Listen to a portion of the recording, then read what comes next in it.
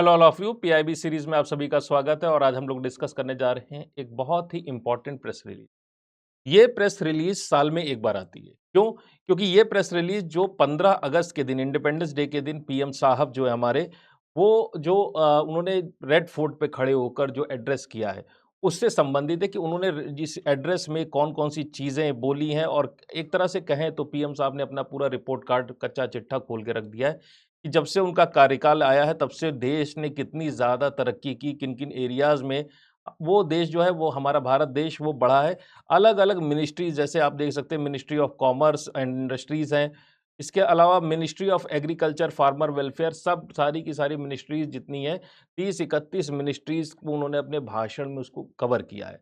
और इस कवरेज को उन्होंने डिटेल में बताया कि किस मिनिस्ट्री में कितनी ज़्यादा मात्रा में डेवलपमेंट हुआ और इसका असर भारत देश की जनता पर कैसा पड़ा है, पॉजिटिव इम्पैक्ट ऑफ कोर्स। तो चलिए डिस्कस करते हैं इस प्रेस रिलीज। लंबी चौड़ी प्रेस रिलीज है लेकिन आपके एग्जाम के लिए काफी ज्यादा इंपॉर्टेंट है। कुछ ही दिनों में, 5 से 6 दिनों में आपका जो यूपीएससी का मेंस एग्जाम आने वाला है। और हम देखेंगे जो यही प्रेस रिलीज, ये इतनी इंपॉर्टेंट, मैंने कहा साल में एक बार ये प्रेस रिलीज आती है। और ये इतनी इंपॉर्टेंट प्रेस रिलीज है कि आप जब मेंस का पेपर अभी यूपीएससी का जब होगा अभी एक हफ्ते के बाद, तो उसको जब उठाकर देखेंगे तो आपको इसी प्रेस रिलीज से बहुत सारे क्वेश्चंस ऐसे हैं जो आपको डायरेक्टली मिल जाएंगे। तो चलिए डिस्कस करते हैं इस प्रेस रिलीज को डिटेल में। तो ये प्रेस रिलीज जिसमें बेसिकली बताया गया है भारत के बारे में, और भारत का एक सपना है 2047, यानी 1947 में भारत आज़ाद हुआ था और 2047 में जो है इसको पूरे 100 साल हो जाएंगे आज़ाद हुए। और इस 100 सालों के अंदर जो है हर हालत में भारत को विकसित भारत बनाना है। तो पहला तो ये सपना ही पीएम साहब का बड़ा इंपॉर्टेंट है कि अगले जो 2047 का वक्त आ रहा है, इसमें भारत को हर हालत में विकसित देश बनाना है। ये जो डेस्टिनेशन है जिसमें भारत को विकसित भारत बनाना है, इसको करने के लिए बहुत सारी चीज़ें, एक कह सकते हैं कि एक सही ढंग से, एक सिस्टमैटिक तरीके से भारत को हम धीरे-धीरे करके जो है विकसित राष्ट्र की तरफ कैटेगरी में लाने के लिए थोड़ा-थोड़ा करके हर क्षेत्र जो है विकसित हो रहा है। और इस तरह से हम देखेंगे कि तो अभी तक टिल डेट अगर आप देखें तो बड़ी इंपॉर्टेंट चीज़ है कि 25 करोड़ लोगों को पॉवर्टी लाइन से बाहर निकाला जा सके। गरीबी के दुष्चक्र से 25 करोड़ लोग, उनको बाहर निकाला गया। 100 करोड़ से ज़्यादा सिटीजन्स हैं जिनको किसी न किसी तरह की सोशल सिक्योरिटी शील्ड के तहत रखा गया है। यानी कि जिनको किसी भी तरह की पेंशन्स नहीं मिलती थी, किसी भी तरह की आप कह सकते हैं कि मेडिकल सुविधाएँ वगैरह नहीं थी। तो इस तरह के 100 करोड़, यानी कि देश की आबादी का एक बहुत बड़ा हिस्सा जो है, उसको आप कह सकते हैं सोशल सिक्योरिटी शील्ड की तरह रखा गया। और फ्रेजाइल 5 से निकलकर भारत जो है अब जो है विश्व की टॉप मोस्ट, जो टॉप 5 अर्थव्यवस्थाएं उनमें इंक्लूड हो गया। तो ये भी एक तरह का पॉजिटिव साइन है एज पर दिस प्रेस रिलीज। और हाँ, पीएम मोदी ने जो भाषण दिया वही प्रेस रिलीज में लिखा हुआ है as it is, point by point. तो जाहिर सी बात है प्राइम मिनिस्टर साहब ने जो भाषण दिया उसके हिसाब से भारत जो है बहुत अच्छी तरह से तरक्की कर रहा है। अब इसमें मोदी जी ने हमेशा 2014 से पहले और 1947, यानी जब तक उनका राज्य रहने वाला, जब तक वो भारत के पीएम रहेंगे या उनके अलावा बीजेपी का कोई ना कोई कैंडिडेट जो है 2047 तक, जब तक बीजेपी रूल करेगी, तब तक जो है भारत का क्या सपना, उसका खाका खींच के रख दिया कि 2014 से हमारा राज्य शुरू हो रहा है और 2047 तक जो राज्य तो चलना ही चलना है। तो तब तक हम क्या क्या चीजें अचीव कर लेंगे। तो चलिए देखते हैं 2014 से पहले और 2047 तक क्या बेसिकली, यानी 2014 से पहले का मतलब है कांग्रेस की तरफ सीधा सीधा इशारा है कि पहले की जो गवर्नमेंट थी उसमें क्या स्थिति थी भारत की और अब स्थितियां क्या हो गई हैं। तो उसके विषय में एक खाका उन्होंने खींच के रख दिया अपने इस भाषण में। और चलिए इसको डिटेल में देखते हैं कि इस भाषण में वो क्या कह रहे हैं। देखिए, पहले बात कह रहे हैं कि इंडिया जो है 2014 से पहले फ्रेजाइल 5 में था। अब फ्रेजाइल 5 क्या है? एक टर्म है। फ्रेजाइल 5 में बेसिकली 5 देशों को इंक्लूड किया गया: ब्राजील, साउथ अफ्रीका, तुर्की, इंडिया और इंडोनेशिया। इनको कहा जाता था फ्रेजाइल 5। अब ये फ्रेजाइल 5 का जो ये स्ट्रक्चर है, ये जो नाम है, इसका अर्थ क्या है कि ये 5 ऐसे देश हैं जहां पर जो कि जिनकी अर्थव्यवस्था बहुत ज्यादा मात्रा में डिपेंडेंट थी फॉरेन इन्वेस्टमेंट पे। तो जो बाहर से आने, विदेशों से आने वाला जो पैसा, उस पे ये देश जो है बहुत ज्यादा मात्रा में डिपेंडेंट हुआ करते थे। और जैसे ही ये जो फॉरेन इन्वेस्टमेंट है, जो फॉरेन इन्वेस्टर है, वो अपना पैसा निकालते, वैसे इनकी अर्थव्यवस्था भरभरा के गिर जाती। तो इसीलिए इन 5 देशों को फ्रेजाइल 5 कहा जाता था। अब मोदी ने कहा कि भाई एक ज़माना था कि हम फ्रेजाइल 5 में थे और 2047 तक 50 फॉर्च्यून कंपनीज़ में 500 जो बेसिकली 500 कंपनीज़ और टॉप 5 ग्लोबल बैंक्स को हमें इंक्लूड कर देना, ये हमारा सपना है। अभी क्या स्थिति है, अभी इसके बारे में मोदी जी ने नहीं बताया ठीक से, लेकिन हाँ, ये सपने की बात कर रहे हैं कि 2047 तक आते-आते हम ये इस स्थिति में पहुँच जाएँगे। फिर जो अगर टेक्नोलॉजी और इनोवेशन की बात करें तो पहले भारत नेट कंज्यूमर था और अब जो भारत है वो बेसिकली डीपीआई यानी डिजिटल पेमेंट इंफ्रास्ट्रक्चर, जी हाँ वही फोन पे और जीपे की बात हो रही है, उसमें जो है ग्लोबल इनोवेशन हब बन गया है। मेड इन इंडिया में 6G का 5G की बात छोड़ दीजिए, भारत में 6G आ गया है, तो चलिए 6G की बात हो गई। इसके अलावा ग्लोबल एआई लीडरशिप, ये थोड़ी सी ज्यादा बड़ी बात कह दी पीएम साहब ने। ग्लोबल एआई लीडरशिप जैसी कोई चीज़ नहीं, हाँ, एक एआई समिट हुआ था भारत में जिसको उन्होंने बड़ी चतुराई से जो है इसमें इंक्लूड कर दिया है। तो चलिए ठीक है, इसको हम उसको पॉजिटिव या प्लस पॉइंट या माइनस पॉइंट ना देते हुए न्यूट्रल तरीके से इसको भी इंक्लूड कर लेते हैं। मैन्युफैक्चरिंग और सप्लाई में अगर बात करें तो मैन्युफैक्चरिंग और सप्लाई में जो डोमेस्टिक रिलायंस थी सबसे सारी चीज़ें जो है भारत के ऊपर ही निर्भर थी।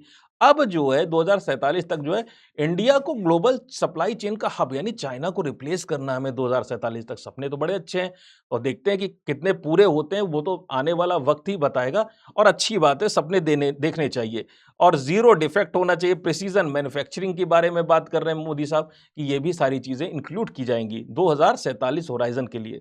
फिर एनर्जी पोर्शन में जो हमारा जो सबसे बड़ी समस्या थी 2014 से, और इसको सही बात है, इसमें तो नंबर मिलने चाहिए गवर्नमेंट को, कि जो भारत था वो पूरी तरह से फॉसिल डिपेंडेंट था, यानी कि हमारा जो ईंधन था, जीवाश्म ईंधन पर हम पूरी तरह से डिपेंडेंट थे। आज की तारीख में तो 20% एथेनॉल मिला ही दिया हमने, और अब जो है हमारी इकोनॉमी कैसी हो गई, ग्रीन इकोनॉमी और ब्लू इकोनॉमी के लीडर बनते जा रहे हैं। 160 गीगावाट प्लस सोलर पावर लगा दी है, 100 गीगावाट से ज्यादा न्यूक्लियर कैपेसिटी लगा दी है। तो ये सबसे ज्यादा अगर नंबर अगर मैं दूं तो एनर्जी में सबसे नंबर 1 पर इंडिया रहेगा। बाकी चीजों पे तो उतने नंबर आपको नहीं मिलेंगे, यानी कि थोड़ा सा हमने बढ़ा चढ़ा के अपने भाषण में वर्णन कर लिया है। नेक्स्ट चीज जिसके बारे में बात कर रहे हैं, मल्टीप्लायर इफेक्ट, ये बड़ा इंपॉर्टेंट चीज है और ये अच्छी बात है। देखिए 3 गुना तेज गति से जो है हाउसिंग बन रही है, ये तो सही बात है कि भारत देश में गरीबों के लिए पक्के मकानों की व्यवस्था की गई। इंटरनेट यूजर 4 गुना बढ़ गए, 7 गुना से ज्यादा इलेक्ट्रॉनिक्स मैन्युफैक्चरिंग में ग्रोथ हुई है, और ये आपके एग्जाम के लिए इंपॉर्टेंट स्लाइड है, इसको जरूर करके इसके पॉइंट्स लिख लीजिएगा। 5 गुना ज्यादा प्रोडक्शन और खादी और विलेज इंडस्ट्रीज में हुआ, 15 गुना तेज गति से टैप वाटर सप्लाई हुई, और इसके लिए मोदी गवर्नमेंट को ढेर सारे पॉइंट्स जो हैं वो देने चाहिए। 21 गुना तेज गति से मॉडर्न रेलवे का कोचेस का निर्माण हुआ, इसके लिए भी पॉइंट्स मिलने चाहिए। 35 गुना तेज गति से मोबाइल का प्रोडक्शन हुआ, और 100 गुना तेज गति से वृद्धि हुई है डिजिटल ट्रांजैक्शंस में, जिसमें अब जी निर्मला सीतारमण जी जो है हमारी, वो भी पैसे टैक्स लगाने की बात कर रही हैं, एमडीआर मर्चेंट डिस्काउंट रेट की बात कर रही है। तो ठीक है, बहुत अच्छी तरह से ग्रोथ दिखाई पड़ी इन सेक्टर्स में, और ये वाकई कमेंडेबल बात है। गवर्नमेंट अगर ये कह रही तो कुछ झूठ नहीं करी, वाकई देश ने ये चीज अचीव की है। नेक्स्ट चीज जो है, जो सबसे इंपॉर्टेंट चीज है आपके लिए, जो आपके एग्जाम एज एन एस्पायरेंट हम लोग भाई साहब बात करते हैं, हम इधर उधर की बातें नहीं करते, हम लोग पढ़ने पढ़ाने वाले लोग हैं, कि स्टूडेंट्स और टीचर के तौर पे बात करते हैं, तो हमारे एग्जाम के लिए यूपीएससी और स्टेट पीसीएस एग्जाम के लिए very very important star category की चीज है। मोदी जी का एक तरीका है बात करने का, एक उनका स्टाइल है कि वो नए नए टर्म्स ढूंढ के लाते रहते हैं। दो ही, इससे पहले अटल बिहारी वाजपेयी थे, तो वाकई में कवि हुआ करते थे, कवि हृदय के थे, और बड़े बड़े बढ़िया बढ़िया टर्म्स लाते थे। उसके बाद अगर कोई प्राइम मिनिस्टर आया है जिसने इतने बढ़िया टर्म्स लाया है, इतने बढ़िया शब्द ढूंढ ढूंढ के लाता है, वो पीएम मोदी जी हैं। और इन्होंने नया टर्म दिया सप्तधारा, very important term for your UPSC examination, state PCS examination के लिए बहुत इंपॉर्टेंट टर्म है। सप्तधारा क्या है, चलिए इसके बारे में बात करते हैं। तो सप्तधारा में बेसिकली 7 पॉइंट्स है। पहली बात है प्रिसीजन मैन्युफैक्चरिंग, बहुत अच्छी तरीके से प्रिसीजन तरीके से मैन्युफैक्चरिंग करनी है। एग्रीकल्चर एंड फूड प्रोडक्शन, ये दूसरी धारा है। तीसरी धारा जो बहेगी वो है टेक्नोलॉजी और इनोवेशन के क्षेत्र में। चौथी धारा गति शक्ति, पूरे इंडिया में हाई स्पीड रेल गाड़ियां, कॉरिडोर्स वगैरह का निर्माण होगा। पांचवी धारा बह रही है डिफेंस के क्षेत्र में। छठी धारा है ग्रीन और ब्लू इकोनॉमी, और सातवीं धारा है ग्लोबल सॉफ्ट पावर। तो ध्यान दीजिए, ये 7 धाराएँ हैं और ये सातों धाराएँ आपको फिंगर टिप्स पर याद रहनी चाहिए, आपके नोट्स कॉपी में होनी चाहिए। यहाँ से आपका सवाल अगर ना आए तो ये आपकी किस्मत खराब मानिएगा। 110% यूपीएससी, नेक्स्ट यूपीएससी प्री में या आने वाला जो ये पीसी यूपीएससी का प्री है, मेंस है, इस एग्जाम में या स्टेट पीसीएस एग्जाम में कहीं ना कहीं आपकी मुलाकात ये सप्तधारा के कॉन्सेप्ट से जरूर होने वाली, तो इस पे जरूर ध्यान रखिएगा। अब पहली धारा से लेकर चौथी धारा, स्ट्रीम 1 to 5 तक, ये 4 तक है कि hardware of a global hub, hardware के बारे में बात हो रही है। पहली बात है गति शक्ति कनेक्टिविटी, उसके बारे में बात हो रही है। Seamless multi modal logistic, high speed rail, very important, modern highways बन रहे हैं, लखनऊ को कानपुर से जोड़ने वाला हाईवे बना दिया, और उसके अलावा आपने गंगा एक्सप्रेसवे बना दिया, जिस पर एक साहब ने कहा भी था और लोगों ने थोड़ा हंसी मजाक भी किया था कि 5 घंटे पहले पहुंचकर दिल्ली आप करेंगे भी क्या, शायद आपको याद हो। तो बेसिकली ऐसा नहीं कि हम लोग मोदी जी को क्रिटिसाइज कर रहे हैं या किसी XYZ पार्टी से संबंधित हैं। हाँ, हम लोग न्यूट्रल तरीके से बात करें, जो चीज़ें आपने की है उसके लिए आपको बधाई। जो चीज़ें थोड़ा-सा बढ़ा-चढ़ा के वर्णन कर रहे हैं, तो बीइंग अ यूपीएससी एस्पायरेंट हम लोग जो है सारी चीज़ों को छान के देखते हैं कि वाक़ई में वो चीज़ें हुई हैं कि थोड़ा-सा बढ़ा-चढ़ा के। लेकिन गवर्नमेंट की एक आदत है, 12 पेजेज़ की पीआईबी बना दी है और पढ़ेंगे अगर आप इसको, मैं आपको आप इसमें अटैच कर दूँगा पीआईबी को, इस प्रेस रिलीज़ को, तो आप अगर पढ़ेंगे पूरी की पूरी इस प्रेस रिलीज़ को, आप देखेंगे एक ही पैराग्राफ 3-3 बार रिपीट कर दिया गया है। शायद इस प्रेस रिलीज़ को बनाने वाले व्यक्ति ने ये थोड़ा-सा ध्यान दिया होगा कि थोड़ा-सा लगे कि भाषण लंबा-चौड़ा है, तो उस वजह से शायद ये चीज़ें की गई हों। एक ही बात को मल्टी टाइम्स रिपीट कर दिया, और ये शायद तब होता है जब गवर्नमेंट के पास अचीवमेंट के नाम पे चीज़ें कम होती, तो एक ही अचीवमेंट को 2 से 3 बार गिना देती है। अब आप बाकी की चीज़ मैं आपके ऊपर छोड़ता हूँ। तो इनलैंड वाटरवे, हर जगह जो पानी में भी चलेंगे, ज़मीन पे भी चलेंगे, रेल से भी चलेंगे, तो उसके लिए गति शक्ति है, ठीक है। एग्जीक्यूशन स्पीड बड़ी इंपॉर्टेंट चीज़ है। पुरानी गवर्नमेंट के बारे में बात करना ज़रूरी है। अगर अपनी लकीर लंबी करनी है, तो ज़ाहिर-सी बात है दूसरे की लकीर छोटी कर दो। तो हाँ, चीज़ तो सही है कि पिछले 90 सालों में केवल 30% काम हुआ था और लास्ट के 10 सालों में 70% काम हो गया। तो ये बहुत बड़ा अचीवमेंट हुआ भाई साहब, कि जितना काम प्रीवियस गवर्नमेंट ने अपने पुराने 90 साल, 70 साल के इतिहास में नहीं किया, उतना इन लोगों ने 10 साल में कर दिया। ये इनका अचीवमेंट हम मान लेते हैं और इसको हम अच्छे नंबर देते हैं। नेक्स्ट, एविएशन के सेक्टर में C295 जो एयरक्राफ्ट है अमेरिका का, वो यहाँ पे अब उसकी मैन्युफैक्चरिंग होना शुरू हो गई।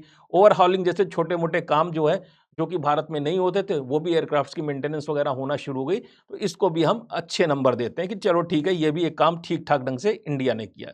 फिर आगे चलते हैं, आगे चलेंगे तो देखेंगे प्रिसिजन मैन्युफैक्चरिंग में जो हमारा जो मूल मंत्र है मोदी जी के हिसाब से, क्वालिटी, क्वालिटी, क्वालिटी, हर हालत में क्वालिटी होनी चाहिए, ठीक है।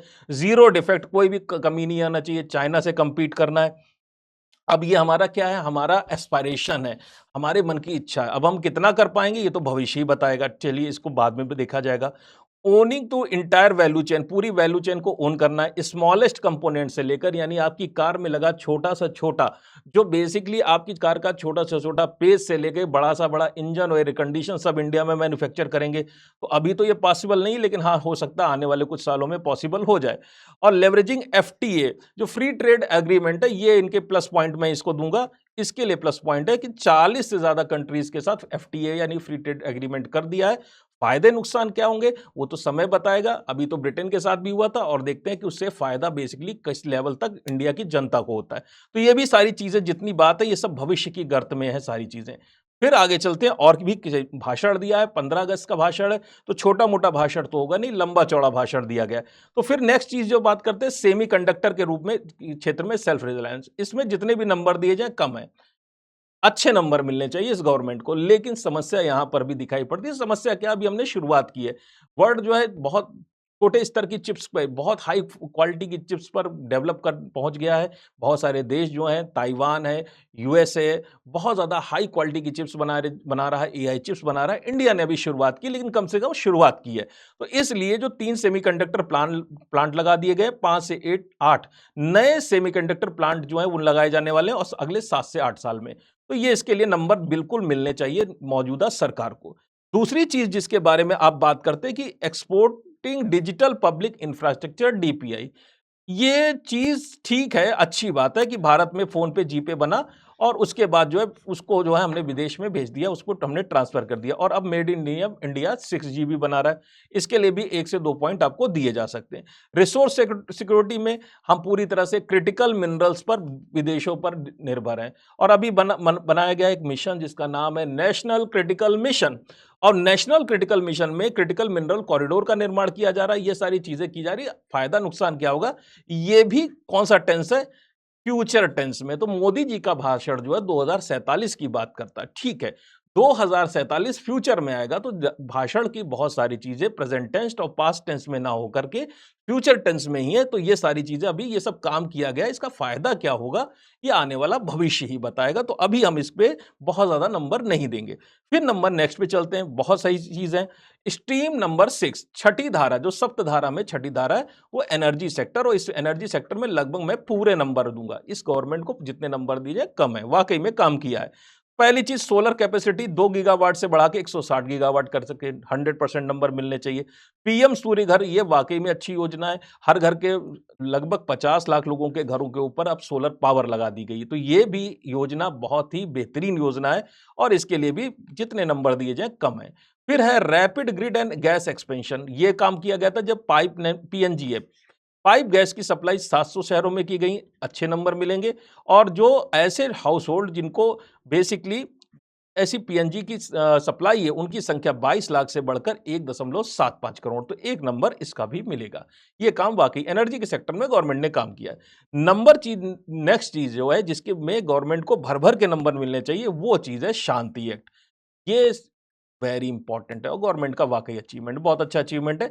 शांति एक्ट में 100 गीगावाट का न्यूक्लियर पावर कैपेसिटी 2047 तक लाएगी। फिर से बात है एफटी की बात हो रही है, यानी फ्यूचर टेंस की बात हो रही है। लेकिन ये एक्ट ही आ गया, यही अपने आप में बहुत बड़ी बात है। शांति एक्ट अगर आपको ना पता हो तो इसके बारे में जरूर पढ़िएगा, वेरी इंपॉर्टेंट है आपके एग्जाम के लिए। 5 नए न्यूक्लियर रिएक्टर जो है भारत में कमीशन किए गए, जिसमें फास्ट ब्रीडर रिएक्टर, ये छोटे में लिखा लेकिन बड़ा इंपॉर्टेंट चीज है। एफबीआर टेक्नोलॉजी तो पता नहीं कितने सालों से बन रही थी, अब जाके बनकर तैयार हुई है। तो ये सारी चीजें जो है मोदी गवर्नमेंट का वाकई स्टार अचीवमेंट है, यानी ये वाकई में पिछली सरकारें कर नहीं पाई और ये सरकार अगर नहीं करती और आने वाले समय में कोई और सरकार आती तो शायद इतनी जल्दी ये काम नहीं हुआ। एनर्जी सेक्टर में मोदी गवर्नमेंट को फुल मार्क्स दिए जाते हैं। तो ये जो इनका भाषण है इसमें बहुत सारे सेक्टर इन्होंने कवर किए, कुछ चीजों में पूरे नंबर नहीं आएंगे, लेकिन हाँ एनर्जी सेक्टर ऐसा जिसमें इनको पूरे मार्क्स मिलेंगे। फिर आते हैं नंबर नेक्स्ट पे, स्ट्रीम नंबर 5, और स्ट्रीम नंबर 5 में eradicating internal threats, full marks. इसमें तो इनको पूरे को पूरे नंबर मिलेंगे। पूरी तरह से नक्सलिज्म और माओइज्म को भारत से खत्म कर दिए, फुल मार्क्स मिलने वाले हैं। इसके अलावा 3500 से ज्यादा सिक्योरिटी पर्सनल की लाइफ जो है इस नक्सलिज्म की वजह से शहीद हुए थे हमारे देश के, जो हमारे देश के जवान थे। और पिछली सरकारें वाकई इस काम को ठीक ढंग से नहीं कर पाई और इसलिए इस गवर्नमेंट को, मौजूदा गवर्नमेंट को पूरे नंबर देने चाहिए। फिर इसी के अलावा सिविल डिफेंस नेटवर्क वगैरह भी इन्होंने बनाया, जो अभी ठीक ढंग से काम कर रहा है कि नहीं भविष्य की बात है, उस पर बात नहीं करेंगे। लेकिन हाँ, नक्सलिज्म और माओइज्म पे इन्होंने काम वाकई अच्छा किया है। फिर ग्लोबल डिफेंस सप्लायर, इसके लिए भी इनको फुल मार्क्स मिलेंगे। क्यों फुल मार्क्स मिलेंगे कि अब जो है डिफेंस एक्सपोर्ट, इंपोर्ट नहीं, भारत जो है नेट इंपोर्टर था, मतलब इंपोर्ट ही करता था, नेट इंपोर्टर तो अभी भी है, इंपोर्टर था। और अब इस गवर्नमेंट के आने के बाद भारत ने डिफेंस के सेक्टर में एक्सपोर्ट करना भी शुरू कर दिया है। तो 100 देशों को, 100 देश ऐसे जहां पर हम हमारा डिफेंस का सामान बेच रहे हैं। इसके अलावा हाइपरसोनिक टेक्नोलॉजी वेरी इंपॉर्टेंट, इसमें गवर्नमेंट ने बहुत अच्छा काम किया, ड्रोन्स वगैरह बनाए। मिशन सुदर्शन चक्र, जिसकी वजह से ऑपरेशन सिंदूर में पाकिस्तान का एक भी ड्रोन, एक भी फाइटर प्लेन F-16 वगैरह, वो सब के सब यहीं से मार के गिरा दिया। 350 किलोमीटर तक से ज्यादा मात्रा में, ज्यादा दूरी तक मार कर जो है इसने सुदर्शन चक्र यानी कि S-400 की बात कर रहे हैं मोदी जी, जिसने जो है वर्ल्ड रिकॉर्ड बनाया पाकिस्तान के में डिफेंस के एक बड़े इंपॉर्टेंट टारगेट को इसने न्यूट्रलाइज कर दिया था। तो ये चीजें जो है इसके लिए इनको फुल मार्क्स। और हाँ, अगर इसमें मोदी जी ने जोड़ा होता अपना जो ऑपरेशन सिंदूर जोड़ा होता तो उसके लिए भी पूरे नंबर मिलते। तो ये इसमें तो भाई नंबर देने पड़ेंगे। नंबर नेक्स्ट जो चीज है, आगे चीज है स्ट्रीम नंबर 2 से लेकर 2 और 5, 6, 7, 2 और 7, धारा दूसरी और धारा 7वीं, 7 धाराएं, तो अलग अलग धाराओं में अलग अलग चीजें ली गई हैं। एग्रीकल्चर में भैया यूरिया की जो खाद है वो 3,000 रुपया किलो के हिसाब से मिल रही है इंटरनेशनल मार्केट में। गवर्नमेंट हमारी भारत सरकार 300 रुपए में किसानों को दे रही है। डीएपी डाई अमोनियम फास्फेट 5,000 रुपया किलो मिलता है, भारत में 1350 रुपया किलो, फुल मार्क्स, पूरे नंबर मिलेंगे, ठीक है। केमिकल फ्री फार्मिंग कराने की कोशिश कर रहे हैं जो गलत है, और श्रीलंका ने कराई थी। इसमें गवर्नमेंट को अपने पैर पीछे हटाने चाहिए। ये काम गलत है, केमिकल फ्री फार्मिंग की वजह से ही श्रीलंका कोलैप्स कर गया था, ठीक है। तो ये बहुत अच्छी बात नहीं, इसको ज्यादा बढ़ा चढ़ा के नहीं करना चाहिए, पेपर मेरे तो ज्यादा ठीक है। नंबर नेक्स्ट, ब्लू इकोनॉमी, तो जाहिर सी बात है हमारे देश की अधिकांश बहुत बड़ी जनसंख्या का हिस्सा वो आज भी कहाँ है, वो आज भी समंदर के किनारे तटों पर रहता है, और वहां पर झींगा मछली और सी फूड वगैरह में जो काम करते हैं वो लोग, वहां वो इकोनॉमी में कंट्रीब्यूशन करता है। तो इस तरह की चीजें में ब्लू इकोनॉमी को बढ़ावा दिया जा रहा है, अच्छे नंबर मिलेंगे। कोस्टल टूरिज्म को बढ़ावा दिया जा रहा है, फिशरीज को बढ़ावा दिया जा रहा है, ओशन टेक्नोलॉजी को बढ़ावा दिया जा रहा है, इसमें जोड़ना चाहिए समुद्रयान के बारे में, वो भी काम कर रहे हैं, तो ये भी चीजें ठीक ठाक है। सॉफ्ट पावर के तौर पे इंडिया जो है वो काम कर रही है, योगा को एज अ सॉफ्ट पावर के तौर पे ये दिखा रहे हैं। उसके अलावा जो आपकी जो टूरिज्म है, जो हमारे पास बहुत सारे, अगर आयुर्वेदिक के तौर पे देखें, आयुर्वेदा का यूज किया जा रहा है। टूरिज्म का के बारे में बात करें, बहुत सारे नेशनल पार्क हैं हमारे जहां हम विदेशी पर्यटकों को बुला सकते हैं। फिर स्पोर्ट्स में 2036 का ओलंपिक कराने का सपना भारत देखता है। जो आज तक ओलंपिक कराने का सपना भारत नहीं पूरा कर चुका, वो अभी भी देखता है, और 2030 का कॉमनवेल्थ गेम भारत कराने वाला है, तो ये एक अच्छी चीज है, ठीक है। अब इसमें कितने नंबर देंगे वो आप अपने हिसाब से देख लीजिएगा। नंबर नेक्स्ट है डेमोग्राफिक लीवर, और महिलाएं और यंग यंग से जो यंग इंडिया है उसके साथ थोड़ी सी कहा सुनी जैसी स्थिति अभी चल रही है। गवर्नमेंट की चीज अभी भी सेटल डाउन नहीं हुई है। बहुत सारे स्टेट्स हैं जहां अभी भी थोड़ा सा मनमुटाव चल रहा है, ठीक है। तो यंग इंडिया को थोड़ा सा इसमें इंक्लूड किया गया है। पहले बात कर लेते हैं महिलाओं की। 3 करोड़ लखपति दीदियां बना दी गई हैं। अगर आप पुरानी पीआईबी देख रहे होंगे, इस सीरीज को देख रहे होंगे, तो लखपति दीदी के बारे में मैंने आपको पहले से बता रखा है। ऐसी महिलाएं जिसका टर्नओवर 1 लाख रुपए से ज्यादा है, वो बन गई लखपति दीदी, और अब इनकी संख्या 6 करोड़ की जा रही है। तो ये एक अच्छा चीज है। वुमेन एम्पावरमेंट के क्षेत्र में मौजूदा सरकार कुछ कर रही है। यूथ्स के लिए क्या कर रही है, 1 लाख करोड़ रुपए का इनोवेशन फंड लगाया, ठीक है। अटल टिंकरिंग लैब्स बनाई जा रही हैं।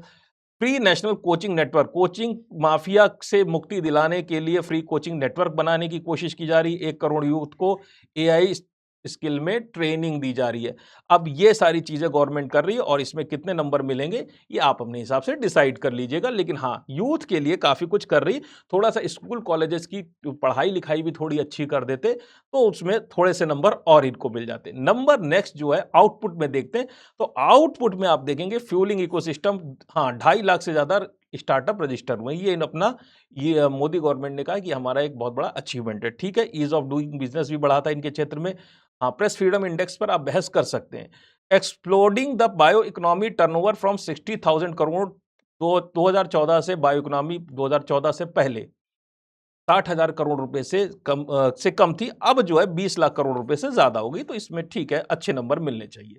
तो यानी कि जो ये अगर हम देखें, हमारा जो ये सारी की सारी जो प्रेस रिलीज है, इसका बहुत बड़ा हिस्सा जो है उसमें दिखाई पड़ रहा है कि ठीक है, कुछ चीजें अच्छी हो रही हैं, वाकई में अच्छी हो रही है, गवर्नमेंट की पीठ थपथपानी चाहिए। लेकिन ऐसा भी नहीं कि सारी चीजें ही अच्छी हो रही हैं।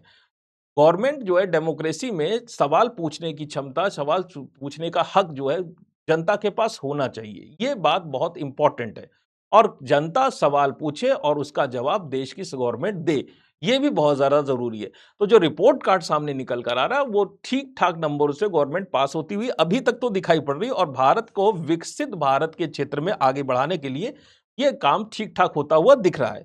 अब देखते हैं पोटेंशियल, अनलॉकिंग पोटेंशियल की बात कर लेते हैं। Institutional mandate, governance and global dominance. 50 companies 2047 के टारगेट की बात हो रही है। ऐसा हुआ नहीं है भैया, पहले मैं बता दे रहा हूं, ये टारगेट्स की बात कर रहे हैं। फॉर्च्यून 500 में भारत की 50 कंपनीज, उनको इंक्लूड करना है। 1 से 2 इंडियन फार्मा कंपनीज को टॉप 5 कंपनीज। ये थोड़ा सपना ज्यादा है, ये बहुत बड़ा सपना है भारत का, भगवान जाने ये पूरा होगा कि नहीं होगा। स्थितियां तो नहीं दिखाई पड़ रही कि ऐसा कुछ हो रहा। क्यों? क्योंकि आर&डी में कोई इन्वेस्टमेंट ही नहीं हो रहा है। जब तक आर&डी में, रिसर्च एंड डेवलपमेंट में आप इन्वेस्टमेंट नहीं करोगे, तो कैसे आपके देश की टॉप 5 फार्मा कंपनियां, जो फार्मा कंपनीज हैं, वो टॉप 5 में पहुंचेंगी। हम अभी भी, हमारे देश की स्थिति इतनी बुरी है कि अभी भी पैरासीटामोल का जो साल्ट है वो चाइना से लाते हैं। तो ज्यादा हवा में उड़ने की ज़रूरत नहीं है, लेकिन ये बहुत बड़ी चीज़ है जो बोल दी गई है, ठीक है? सपना है, ईश्वर करे पूरा हो। टॉप 5 में इंडिया के बैंक को टॉप 5 में एसबीआई भी वर्ल्ड का टॉप 5 बैंक में आएगा, चलिए। और आप जब जाएँगे वहाँ पर तो आपको काउंटर नंबर 5 से काउंटर नंबर 12 पे भेजा नहीं जाएगा, हम भी ये आशा करते हैं। मैं थोड़ा-सा रवीश कुमार जैसा साउंड कर रहा हूँगा। डोमिनेंस में इंडियन कंसल्टिंग टेक फर्म को मस्ट अचीव ग्लोबल लीडरशिप, तो ये एस्पायरेशंस हैं, ठीक है। गवर्नमेंट चाहती है कि वो कुछ चीज़ें अचीव करे, ये उसका सपना है, ठीक है। बहुत सारी चीज़ें गवर्नमेंट ने अचीव की और कुछ चीज़ें अचीव करना चाहती है और उसका पूरा हक है कि वो सपने देख सकती है।